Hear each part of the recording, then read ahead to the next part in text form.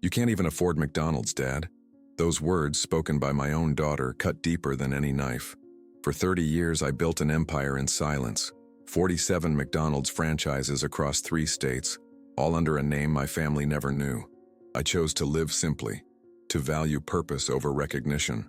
I chose wrong. Now, as my daughter tries to have me declared incompetent, as she eyes my worthless assets with disdain, a reckoning is coming. One red envelope at a time, one security camera footage that was never meant to be seen, one forgotten server accessing credentials that haven't been used since my wife died. The truth is about to shatter everything she thought she knew about her poor old dad, who sits in the back corner of store number 218 with his coffee and newspaper. Some legacies are built in silence, some fortunes are hidden in plain sight, and some lessons can only be learned when it's almost too late.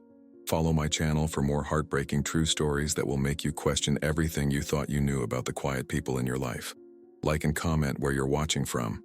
I read every comment, and your support means the world to me. My daughter's voice still echoes in my head today, as if she had whispered it directly into my ear. You can't even afford McDonald's, Dad. You think we're going to eat at the same place where you probably mop the floors? Those words. 37 years building a life, and it all came down to those words spoken on my great-granddaughter's birthday. I was 68 years old, and my own daughter looked at me like I was nothing but a burden. I had simply suggested a family lunch at McDonald's, something nostalgic, like when Megan was little and would beg me to take her for those happy meals she loved so much, back when her eyes would light up at the sight of those golden arches, back before Brad, before the country club memberships, before she started measuring a man's worth by the shine of his shoes. But Megan just laughed. They all did. Brad, that overstuffed investment banker with his tailored suits and inflated ego, coughed to disguise his chuckle. Even my granddaughter lowered her eyes, embarrassed for me, not by what Megan said, but embarrassed by me and my seemingly pathetic suggestion. In that moment, I swallowed hard, smiled, pretended it didn't hurt, but inside me, something shattered silently. We already have reservations at Bellini's, Brad interjected, checking his Rolex like time itself was something I couldn't afford either. 5-star Italian. Emily deserves the best for her birthday, don't you think, George? Emily, my 8-year-old great-granddaughter, looked up from her iPad with uncertainty in her eyes. She didn't care about Bellini's. Kids want chicken nuggets and playground slides, not prosciutto and pretension. Of course, I said quietly, my weathered hands resting on my worn corduroys. Bellini's sounds wonderful. They thought I was a defeated old man, living in the shadow of my late wife's memory. The man who sits in the back chair of store 218, with his coffee and wrinkled newspaper. They knew nothing. They didn't know that store was mine. They didn't know that the manager Megan had eye-rolled last week was my godson. And they certainly didn't know that McDonald's was where it all began. I excused myself to use the bathroom, not because I needed to go, but because I needed a moment alone. The fancy guest bathroom in Megan's suburban McMansion was bigger than my first apartment. I looked at myself in the mirror, the lines on my face, the gray in my hair, the simple Timex watch that had been keeping perfect time for 20 years. You look like a poor old man, I whispered to my reflection. And for the first time in my life, I realized that was exactly what I wanted them to see. When I returned, they were discussing vacation homes in the Hamptons. Megan didn't even look up when I sat back down. Dad still takes the bus everywhere, she told her friends with a mixture of pity and annoyance. We've offered to buy him a new car 100 times, but he insists on keeping that rusty Toyota from 1997. What she didn't know was that I took the bus by choice. What she didn't understand was that watching people, real people with real lives, was how I built everything I had. The bus is just fine for me, I said with a smile that didn't reach my eyes. Later that evening, after they'd all gone to Bellini's without me, I'd claimed a headache. I sat alone in my modest 2-bedroom house. The same house where I'd raised Megan after her mother died. The house she was now trying to convince me to sell because it's too much for you to maintain, Dad. I opened my safe. Inside was a folder marked Succession Plan. 47 McDonald's franchises across 3 states. A net worth that would make Brad's jaw drop. All built from that first location I purchased in 1986, when I was just a widower with a dream and a 7-year-old daughter to support. I had planned to tell them everything next month at the family meeting I'd scheduled with my lawyers. I was going to explain how I'd built everything from nothing, how I'd lived frugally so I could reinvest, how I'd created jobs for hundreds of people who needed them most. But now, I needed time. I pulled out my phone and called Javier. "They can't know yet," I told him, my voice steady despite the ache in my chest. "We need to change the plan." "What happened?" Javier asked. He'd been by my side for 20 years, working his way up from fry cook to regional manager. "Let's just say, I finally saw what they really think of me. That night, I made a decision that would change everything. If they wanted to see an old man who couldn't afford McDonald's, then that's exactly what they would get. At least for now. Everyone has a place where the world stops spinning. Mine was that chair pressed against the window of store number 218, right next to the ice cream machine that was perpetually broken. There was something comforting about that particular spot. How the afternoon sun would warm my shoulders around 2:30 p.m. How I could see both the playground and the drive-through line. How nobody ever bothered me there. 3 times a week, like clockwork, I'd make my pilgrimage. I'd order a small black coffee, no cream, no sugar, and sit in silence, watching the world pass by. Teenagers laughing over shared fries. Exhausted mothers bribing their toddlers with happy meals. Bus drivers wolfing down quarter-pounders during their rushed lunch breaks. Nobody saw me. Nobody heard me. And that's exactly how I wanted it. "Your usual, Mr. Miller?" Javier would ask, though he already knew the answer. He'd bring the coffee himself, despite being the manager, despite having 20 employees he could have ordered to do it.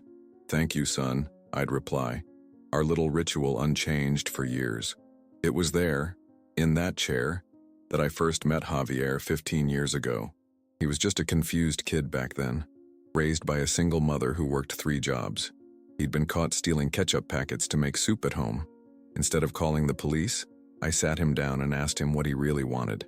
"A chance," he'd said, his eyes downcast but his voice steady. I gave him more than that. I embraced him like a son, taught him the language of silence, how to observe customers, anticipate needs, understand the rhythm of a successful business. And more than that, I taught him how to care for something that would one day be his. "The secret isn't in the burgers," I told him once. "It's in making people feel like they belong somewhere, even if it's just for the 15 minutes they sit at your tables." Now, as I sat in my living room the day after my daughter's cruel comment, I thought about Javier, about all the Javiers, the single mothers I'd hired when no one else would work around their childcare schedules, the ex-cons I'd given second chances to when other businesses saw only their records, the elderly folks I'd kept on part-time because they needed purpose more than they needed the paycheck. None of them knew I owned the place. To them, I was just Mr. Miller, the kind old man who sometimes helped mop up when the high school kids called in sick. But now, Megan and Brad wanted to have me declared incompetent. They'd used my old car, my worn shoes, my solitude as evidence. Just yesterday, I'd overheard Brad on the phone with their lawyer. "He's clearly not managing his affairs," Brad had said, his voice dripping with false concern. "Living in that rundown house, wearing the same 3 shirts. We're worried he's given all his savings to some scam. He used to be so sharp." What they didn't know was that there was a network of 47 stores spread across Indiana, Ohio, and Kentucky, all under my name, but quietly, in trust, by choice. I'd never flaunted my success. I'd never seen the point. Margaret, my late wife, and I had agreed early on that we wanted Megan to grow up understanding the value of hard work, not the privilege of wealth. We'd planned to tell her everything when she turned 30, to set up a family foundation together. But then Margaret died when Megan was just 7. And somehow, in the grief and the struggle of being a single father, the right moment never came. By the time Megan met Brad in college, she'd already developed a taste for status and appearances that worried me. So, I waited, and waited. Now, at 37, my daughter looked at me with a mixture of pity and irritation. The father who embarrassed her at country club functions.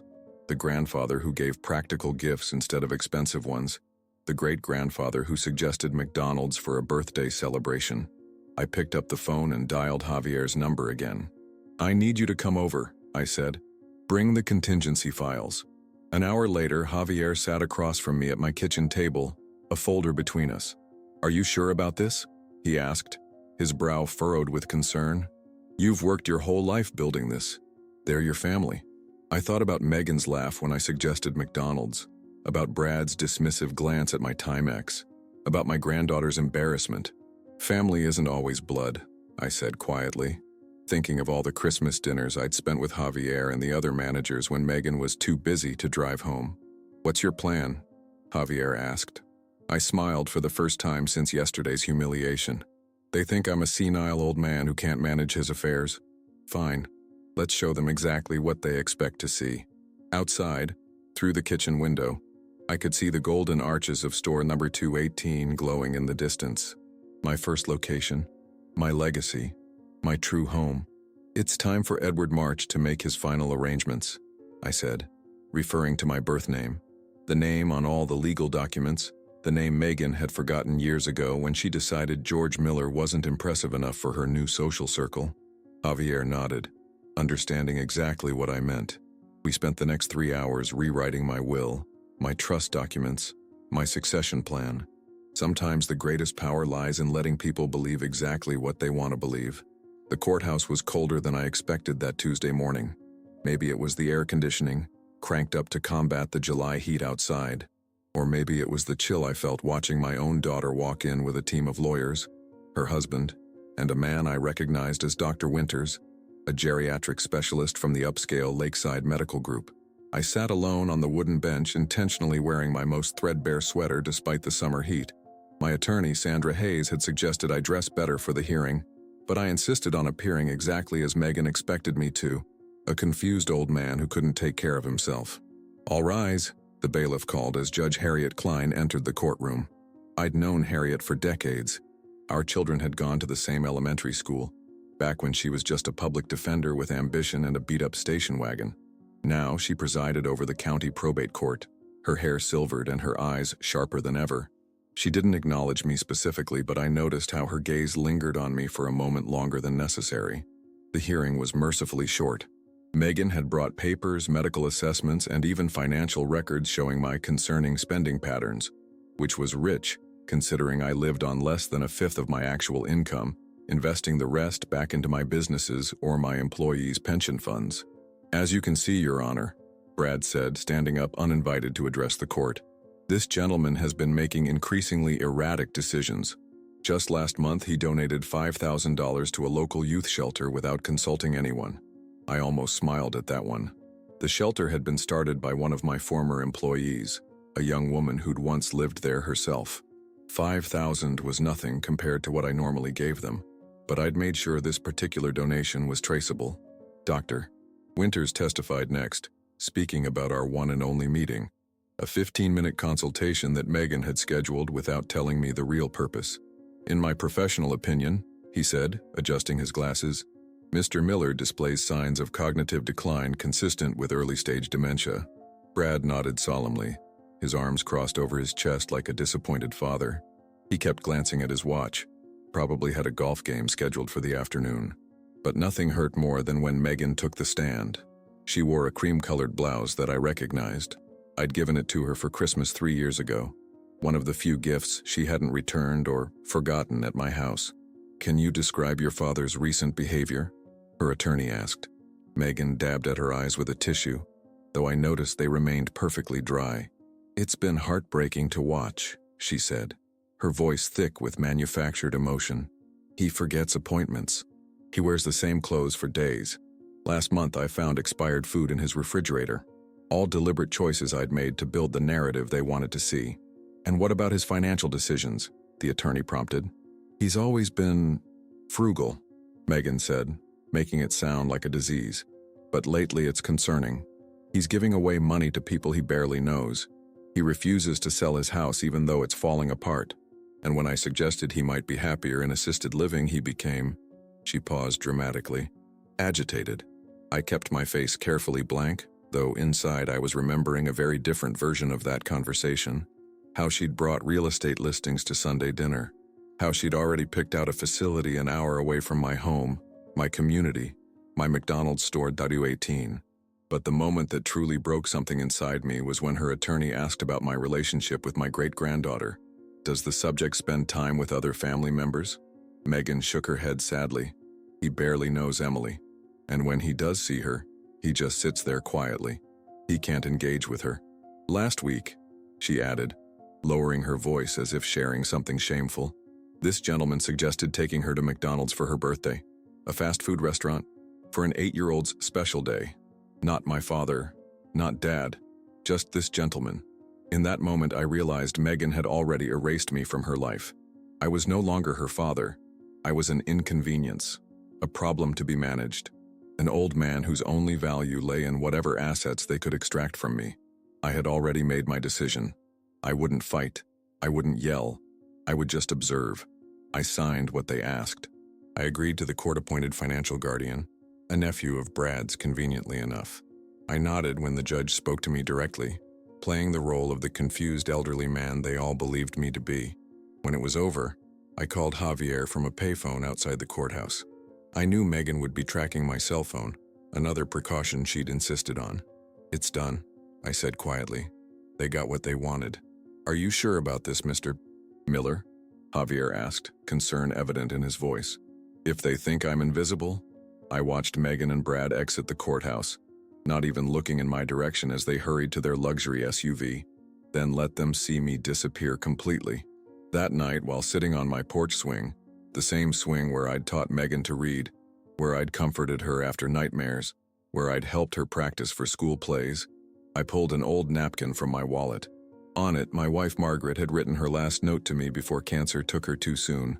"When all seems lost, remember what we built with French fries and promises." I traced her handwriting with my finger, feeling closer to her than I had in years. Margaret would have known what to do. She always did.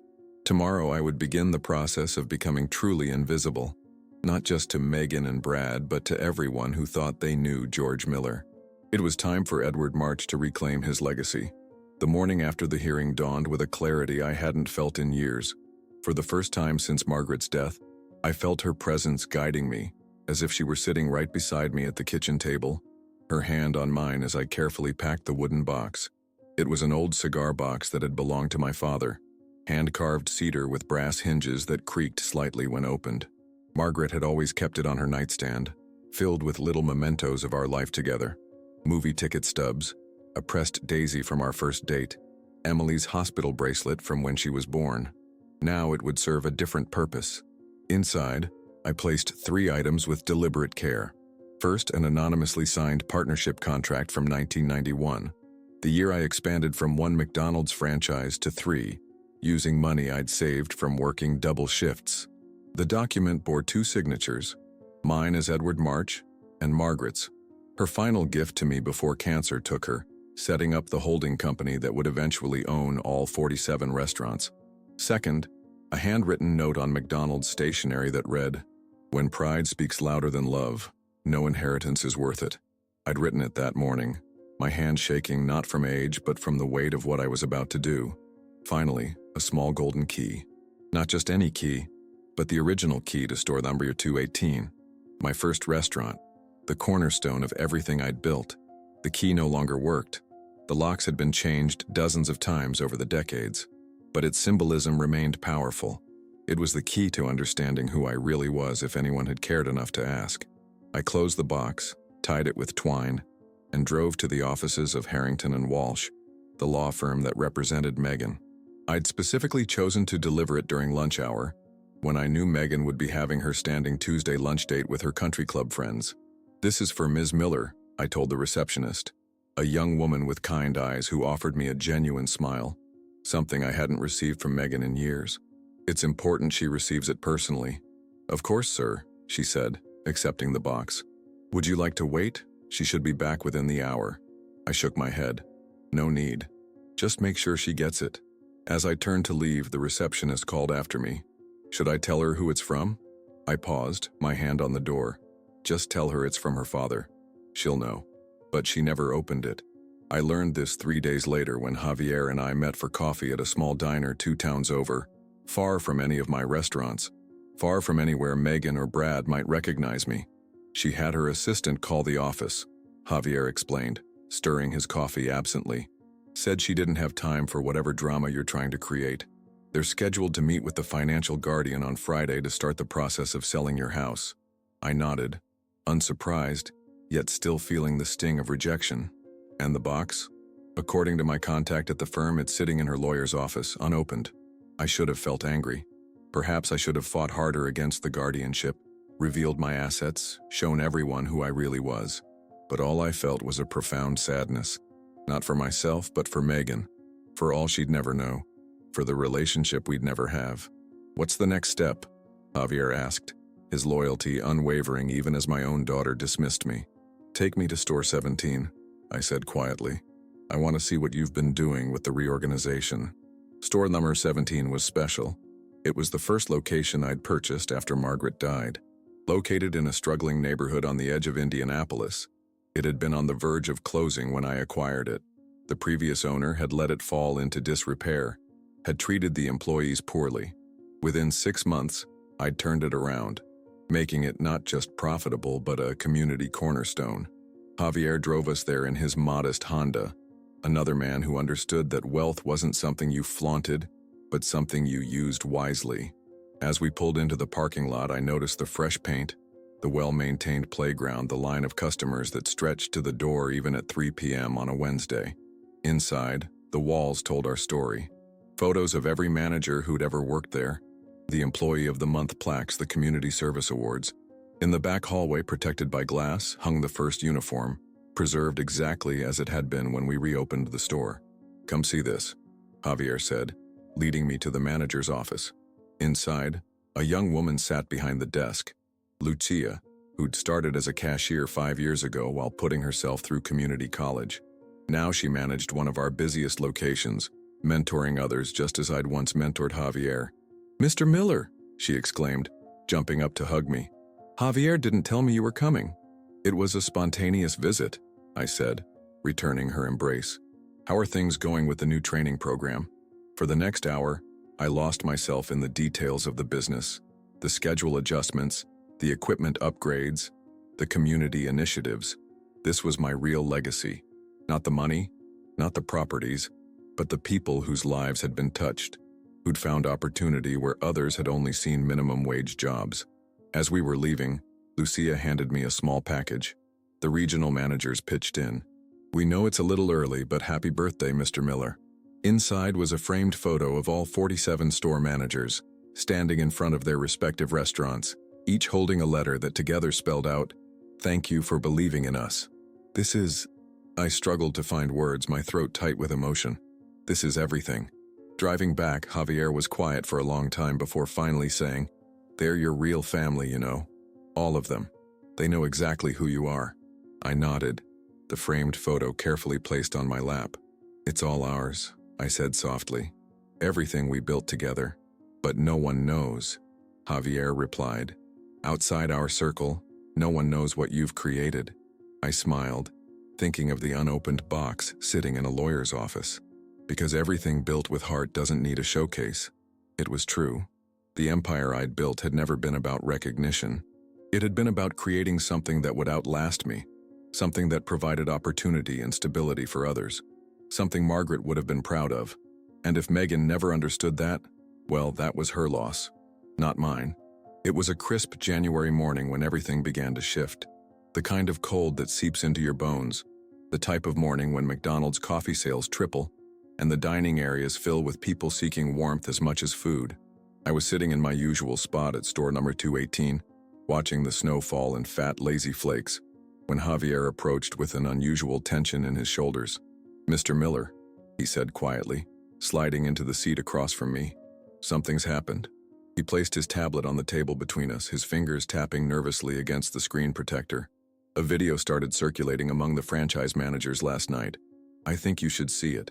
I adjusted my reading glasses, the thick, outdated pair I'd taken to wearing since the guardianship began. On the screen, security camera footage played from this very restaurant. The timestamp showed it was from 3 days ago, a day I hadn't been here. The footage showed Megan entering the restaurant, her designer coat dusted with snow, her expression already pinched with annoyance. Emily trailed behind her, clutching a small toy from a Happy Meal that I'd given her the week before. Brad wasn't with them, probably at one of his business dinners that seemed to run suspiciously late. The restaurant was busy. Dinner rush on a snowy evening meant skeleton crews and longer wait times. Javier was behind the counter, personally helping to expedite orders while simultaneously training a new shift manager. "Excuse me." Megan's voice cut through the ambient noise with the sharp edge of entitlement. "We've been waiting for 10 minutes. This is ridiculous." It hadn't been 10 minutes. According to the timestamp, she'd been in line for exactly 4 minutes and 27 seconds. Javier approached with his characteristic calm. "I apologize for the wait, ma'am. We're a bit short-staffed due to the weather. How can I help you?" "2 Happy Meals," Megan snapped, not making eye contact. "And make sure the toys are new. The last one was clearly used." She gestured dismissively toward Emily's toy. My heart clenched. That toy had been brand new. I'd asked Lucia to set aside the princess figure specifically because Emily loved them. "Of course, ma'am," Javier replied professionally. "It'll be just a few minutes." "And," Megan added, her voice lowering to a stage whisper that the microphone still picked up perfectly, "make sure whoever handles our food washes their hands. It smells like fryer grease in here." The comment wasn't meant for Javier alone. It was loud enough for nearby customers to hear, for the staff to hear. It was meant to establish hierarchy, to make clear that she saw herself as above this place and everyone in it. What happened next made my old hands curl into fists. As Javier turned to prepare the order himself, Megan caught sight of his name tag. Her eyes widened slightly before narrowing. "Wait, Javier? Are you the manager my father is always talking about?" Javier turned back, recognition dawning on his face. "You're Mr. Miller's daughter? It's a pleasure to finally meet you. Your father is one of our most valued—" "Listen," Megan cut him off, leaning over the counter. "I don't know what kind of relationship you think you have with my father, but he's not well. He's under financial guardianship now. So whatever you're getting from him needs to stop." The look on Javier's face shifted from confusion to carefully controlled anger. "Ma'am, I'm not sure what you're implying, but—" "Don't play dumb," Megan hissed. "An old man who sits here for hours buying nothing but coffee? You're clearly taking advantage of him. Probably convinced him to invest in your little franchise or something." Emily tugged at her mother's coat. "Mom, can I go look at the toys?" "Not now, Emily," Megan snapped before turning back to Javier. "How long does it take to make a Happy Meal anyway? We have a real dinner reservation at 7. Javier, to his credit, maintained his composure. "Your order will be ready momentarily." The video continued, showing Megan impatiently checking her watch, making a show of looking around the restaurant with thinly veiled disgust. When Javier returned with their order, she snatched the bag, not even bothering to check the contents.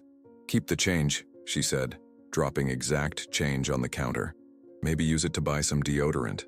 You smell like French fries." Emily looked mortified, her small face flushing with embarrassment at her mother's behavior. As they turned to leave, she whispered, "I'm sorry," to Javier, before Megan pulled her toward the door. The video ended there. I sat back, a hollow feeling expanding in my chest. "That's not all," Javier said quietly. "There's a second clip." He tapped the screen again, and new footage appeared. This time it showed the same day but hours later. The restaurant was nearly empty, and there I was, sitting in my usual spot, a newspaper open in front of me. Javier approached, coffee pot in hand. The audio was clear, clearer than it should have been for security footage. "She was here today," Javier said on the video. "Your daughter." My on-screen self nodded slowly. "How did it go?" "About as well as you'd expect," Javier replied diplomatically. I watched myself fold the newspaper carefully, methodically, the way Margaret had taught me decades ago. "She was always impatient as a child," my recorded voice said, "always wanting the next thing before appreciating what she had." Then came the words that had apparently caused the earthquake. My voice, calm and clear. "That woman is my daughter, and it was for her that I built everything. But it's also because of her that I've decided to stop." Javier closed the tablet. The second video was sent anonymously to all the regional managers. They're concerned. I took off my glasses, rubbing the bridge of my nose. "Who had access to that footage?" "That's the thing," Javier said, lowering his voice. "The security cameras in this location don't record audio. Haven't for years. Someone added it, or was recording separately." I nodded slowly, pieces falling into place. "The old server." "What?" "This store still connects to the original server network I set up in 2003, the one with the backup audio recording for training purposes." Understanding dawned on Javier's face. "But only 3 people have access to that system. You, me, and—" Margaret, Javier finished, his voice barely above a whisper. But she's been gone for 30 years, I confirmed, and I never removed her access credentials. It seemed disrespectful somehow. We sat in silence for a long moment, the implications hanging between us. Someone had accessed a forgotten system using my late wife's credentials. Someone who knew enough about our operation to find a back door that hadn't been used in decades. The board is meeting tomorrow, Javier finally said. They want to discuss succession plans. I nodded, a strange calm settling over me. Then it's time. The call came at 6:17 a.m. I remember looking at my bedside clock, the red digits glowing in the dim light of dawn. I'd been awake for hours already. Sleep had become a fickle companion in my later years, especially since the guardianship began. I was sitting in Margaret's old rocking chair by the window, watching the neighborhood slowly come to life when my phone buzzed against the wooden side table. Megan's name flashed on the screen. For a moment, I considered not answering. What more could she possibly want from me? But some habits die hard. When your child calls, you answer, no matter what. Hello? My voice was steady, betraying none of the tumult I felt. Dad. Her voice was different, raw, trembling. For the first time in years, she was crying, really crying, not the theatrical tears she'd displayed in the courtroom. Dad, what did you do? I closed my eyes, letting the morning sun warm my face through the window glass. Good morning to you too, Megan. Don't do that, she snapped, though the edge in her voice was dulled by what sounded like genuine distress. My lawyer just called. The McDonald's corporate office contacted them at midnight. They've suspended me from the succession list. What does that even mean? What succession list? I rocked gently in Margaret's chair, feeling her presence in the worn wooden armrests beneath my palms. I'm not sure I understand, Megan. What does McDonald's have to do with you? Don't play dumb, her voice cracked. They said the board discovered my attempt to declare the founder incompetent and my public humiliation of staff members. There's video, Dad. Someone recorded me at that disgusting restaurant you're always sitting in. Someone set me up. I remained silent, letting her words hang in the air between us. In the background, I could hear Brad's voice, urgent and annoyed, asking what was happening. They're saying, Megan continued, her voice dropping to a horrified whisper, that you're some kind of silent owner? That you have control over franchise decisions? Dad, what is going on? For 30 years, I'd kept my dual identity separate. George Miller, the unassuming widower who raised his daughter alone, and Edward March, the business owner who built a regional empire from a single struggling franchise. I'd maintained the separation so completely that even my own daughter had no idea who I really was. Megan, I said carefully, perhaps we should have this conversation in person. No, she insisted. Tell me now, is it true? Have you been lying to me my entire life? I closed my eyes, remembering the day I'd signed the papers for my first restaurant. Margaret had been there, Emily asleep in her carrier. We'd been so young, so full of hope and determination. I haven't lied, Megan. I just never corrected your assumptions. What assumptions? Her voice rose hysterically. That you're just a sad old man who can't take care of himself? That you've been wasting away your retirement sitting in fast food restaurants all day? Those would be the ones, yes. Despite everything, I couldn't help the small smile that tugged at my lips. The board is saying... She paused, and I heard papers rustling. They're saying the original documents don't even have your name on them. They have someone named Edward March. Who is that? And there it was. The moment of truth I'd both dreaded and anticipated for decades. Edward March is my birth name, Megan. I changed it when I married your mother. She wanted us all to have her family name, Miller. You were too young to remember. The silence on the other end was deafening. I could almost see her, sitting at her expensive kitchen island, her perfect manicure tapping against the marble surface as she processed this revelation. Your economics professor in college, I continued gently. Professor Whitman. He used to tell a story about a local business success, didn't he? A man who started with one failing restaurant in the worst part of town and turned it into a regional success story? More silence, then a shaky inhale. How did you know about that? Because I was there when he interviewed Edward March for his book on entrepreneurship. You came home so excited about that lecture, talked about it all through dinner. You never made the connection. That's not possible, Megan whispered. Edward March was a business genius who refused millions for a buyout because he wanted to maintain his values and community commitment. He was just a man who loved his daughter and wanted to build something meaningful, I finished for her. Just a man who valued privacy and purpose over recognition. I heard her muffled sob, followed by the sound of Brad's voice again, more insistent now.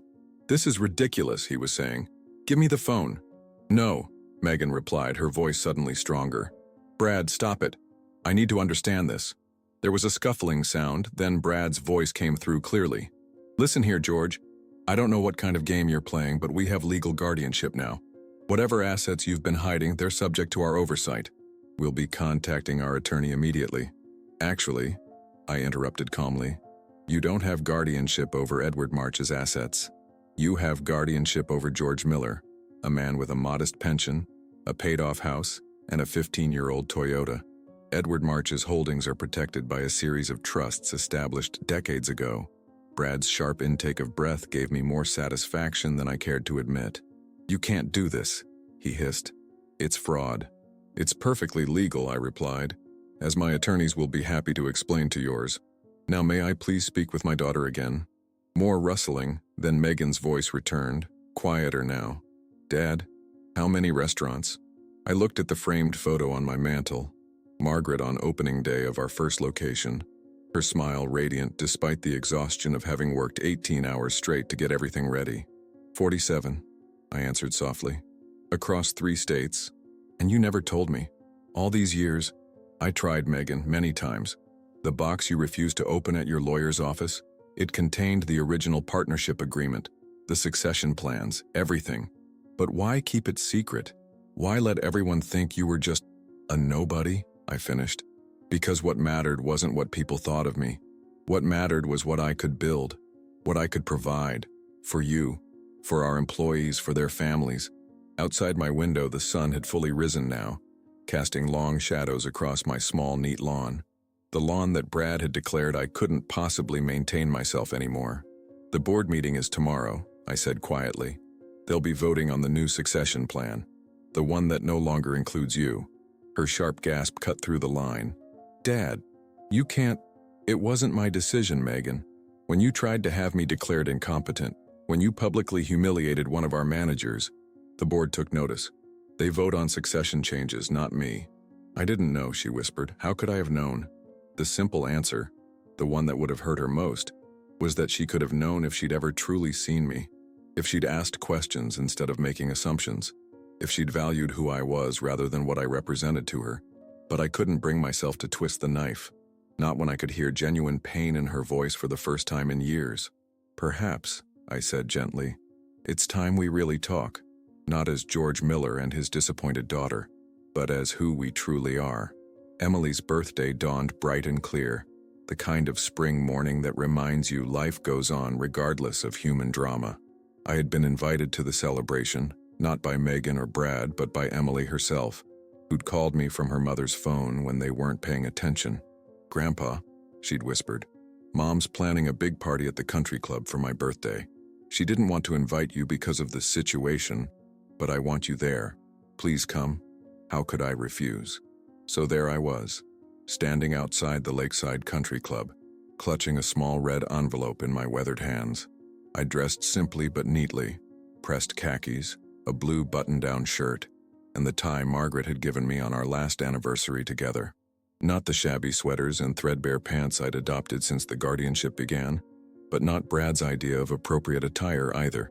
The valet gave me a curious look as I approached on foot, rather than pulling up in a vehicle. I'd taken the bus, not because I had to, but because I'd wanted time to think, to prepare myself for whatever reception awaited me. "Name, sir?" asked the hostess at the entrance to the banquet hall, her practiced smile never reaching her eyes.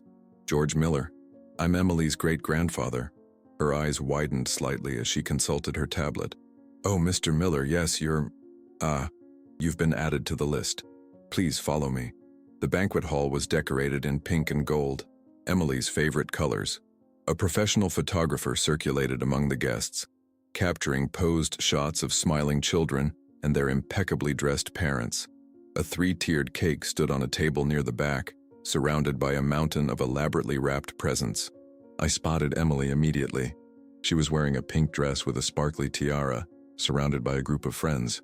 When she saw me, her face lit up in a way that made my heart squeeze painfully in my chest. "Grandpa!" she exclaimed, breaking away from her friends and running toward me. "You came." I knelt down to her level, ignoring the protest of my aging knees. "I wouldn't miss it for the world, sweetheart." She hugged me fiercely, and in that moment I felt a connection that transcended all the complications of adult relationships.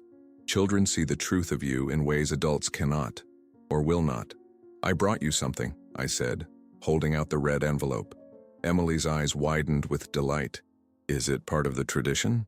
She was referring to something Margaret had started years ago, a tradition of giving red envelopes on special occasions, containing not just gifts, but promises, life lessons, small pieces of wisdom. I'd continued it with Megan after Margaret died, and later with my granddaughter, though she'd shown little interest. But Emily had embraced it wholeheartedly. "Yes," I smiled, "the most important one yet." She took the envelope reverently, her small fingers tracing the gold-embossed E on the front. Another tradition, personalizing each envelope. Before she could open it, Megan appeared at our side, her smile tight and her eyes wary. She hadn't spoken to me since our phone conversation 3 weeks ago. Every attempt I'd made to reach out had been met with silence or brief, formal text messages. "Dad?" she said, the words sounding foreign on her lips after she'd spent so long avoiding addressing me directly. "I didn't know you were coming. Emily invited me," I replied simply. Megan's gaze dropped to the red envelope in Emily's hands, and something flashed across her face, recognition perhaps or memory. "What's that?" she asked, reaching for it. "Grandpa gave it to me," Emily said, clutching it protectively. "It's my special envelope." "Let me see it," Megan insisted, her voice taking on that edge I'd come to recognize, the tone that brooked no argument, that expected immediate compliance. Emily hesitated, looking up at me with uncertainty. I nodded slightly, giving her permission. With obvious reluctance, she handed the envelope to her mother. Megan examined it, turning it over in her manicured hands. "Another one of your cryptic messages, Dad? Haven't you caused enough confusion?" Without waiting for my response, she tore the envelope in half, then quarters, the pieces fluttering to the polished floor like crimson snowflakes. Emily gasped, her eyes filling with tears. "Mom, why did you do that?" Several nearby guests turned to look, the background chatter momentarily dimming. Brad materialized at Megan's side, his hand on her elbow. "Everything okay here?" he asked, his voice low but carrying an unmistakable warning. "Fine," Megan replied tightly. "Emily, go back to your friends. The magician is about to start." Emily stood her ground, 8 years old and trembling with indignation. "You ruined Grandpa's present." "It wasn't a present," Megan said dismissively. "It was just another one of his games." I remained silent, watching as Emily knelt and began carefully gathering the torn pieces of the envelope. Megan made a move to stop her, but Brad, surprising me, held her back. "Let it go," he muttered. "Not here. Not now." With a final glare in my direction, Megan allowed Brad to lead her away, leaving me alone with Emily, who was still collecting the scattered fragments. "I'm sorry, sweetheart," I said softly. Emily looked up at me, her eyes serious beyond her years. "It's okay, Grandpa. I can fix it." And she did. Later that evening, after the party had ended and the guests had gone home, Javier forwarded me a photo that one of our staff members had taken. Emily, sitting cross-legged on her bedroom floor, carefully piecing together the torn envelope with tape and determination. The message inside had been simple. "When you are old enough, choose a store. Anyone. It will be yours. As long as you treat everyone with the respect your mother has forgotten." The next week, I received another photo from an unexpected source. Brad. No message, just an image. Emily sitting in my favorite chair at store number 218, sipping a strawberry milkshake and holding a crayon drawing of an old man smiling behind the counter. I studied the photo for a long time, noticing details that others might miss. The way Emily sat with her back straight, just like Margaret used to. The quiet pride in her posture. The drawing she'd made, not of George Miller, the supposed nobody, but of Edward March, the founder, the builder, the man behind the counter who created something from nothing. She saw me. Somehow, despite everything, my great-granddaughter saw the truth of me in a way her mother never had. I printed the photo and placed it in my wallet, next to the faded picture of Margaret, and behind the napkin with her final note. 3 generations of my heart, carried close always. That night I sat down at my desk and began writing a new set of instructions for my attorneys. The board might have removed Megan from the succession plan, but they couldn't dictate what happened to my personal holdings. And while Megan had lost her chance, Emily's future remained unwritten. Some legacies skip a generation, some truths take time to be understood, and some envelopes, even when torn to pieces, deliver their messages anyway. These days, hardly anyone recognizes me anymore, and I like it that way. I've returned to sitting in the same chair 3 times a week by the window of store number 218. Only now I come with a cane and an overcoat that's too thin for the Kentucky winter. The financial guardianship was dissolved 6 months ago, after my attorneys revealed enough of Edward March's holdings to make the judge's eyebrows disappear into her hairline. But I still maintain the appearance of modest means, not out of deception anymore, but out of comfort. At 72, I've earned the right to wear what pleases me. This morning, the sky hangs heavy with the promise of snow, and my bones can feel the coming storm. I settle into my chair with my small black coffee, newspaper folded neatly beside me. The breakfast rush has ended, leaving the restaurant in that peaceful lull before lunch. A young mother struggles with a stroller by the door, and I watch as Lucia, now the manager of this location, hurries to help her. "Thank you," the woman says, gratitude evident in her exhausted eyes. "It's been one of those mornings." Lucia smiles. "We all have those. First coffee's on us today." This is what Margaret and I built.